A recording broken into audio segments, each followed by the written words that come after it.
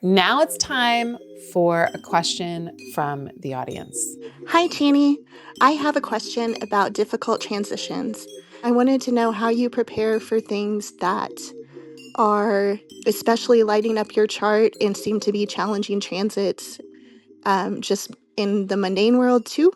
Does it make a difference if I look at this with fear or with maybe an excitement for a breakthrough? Thank you. Bye.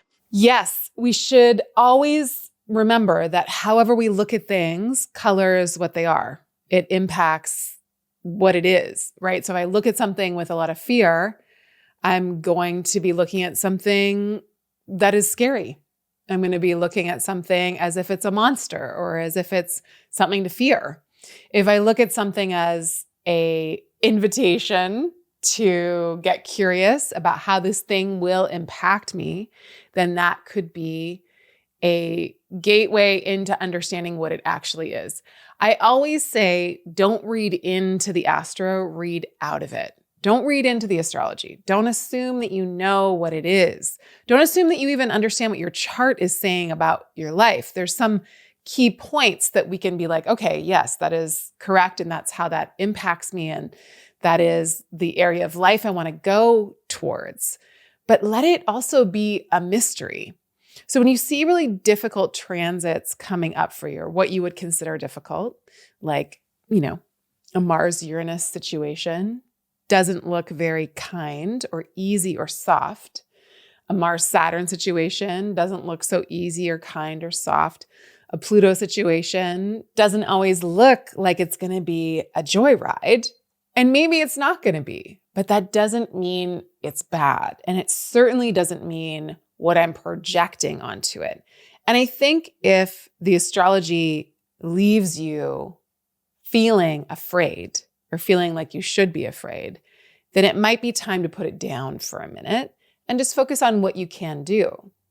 Now, that doesn't mean that I don't see difficult transits coming up for me and get afraid myself, because I'm human. Of course I do.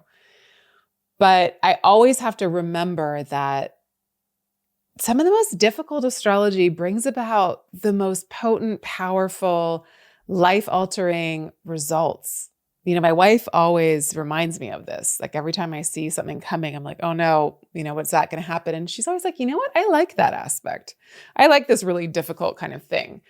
Now, if you have a signature in your chart that's really challenging, which most of us do, most of us have some kind of challenging aspect in our chart. That doesn't mean something is bad. It means something is challenging. But you might also notice that when that challenging, quote unquote, signature comes back around, you thrive because you figured out how to thrive through it in your own life.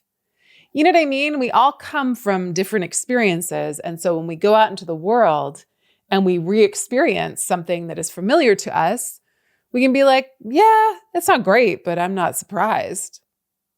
But when I don't know something and something's really foreign to me and I experience it, I can misread it. I can misunderstand it. I can project all kinds of things onto it that aren't true because I'm in my fear mind. I can miss the opportunity that it's actually bringing me because I'm too preoccupied with why something's bad.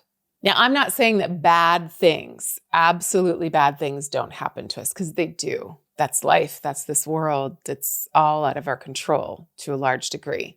But I am saying that the astrology happens in patterns, but every time it happens, it's a little bit different. Like maybe Mars and Saturn are in the same situation as they were last time something was hard, but Mercury will be in a different, the moon will be in a different situation. It's not always exactly the same. So I think it's important to come at every challenging moment of astrology knowing that not all the particulars are in the same situation. There are new actors. There are new things that are going on. There are new elements that we are also working with and blending in. And we're older and we're wiser. And for the most part, we've got this. For the most part, for most situations in life, we're going to figure out how to move through it.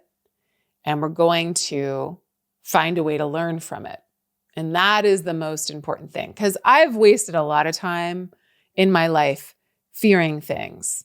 And I look back and think, my God, I could have just tried to learn from it. Sure, it wasn't enjoyable, but it didn't end up nearly as bad as I thought it was going to be. And I'm not just talking about astrology. I'm talking about situations with friends or family members or people or housing situations or job situations.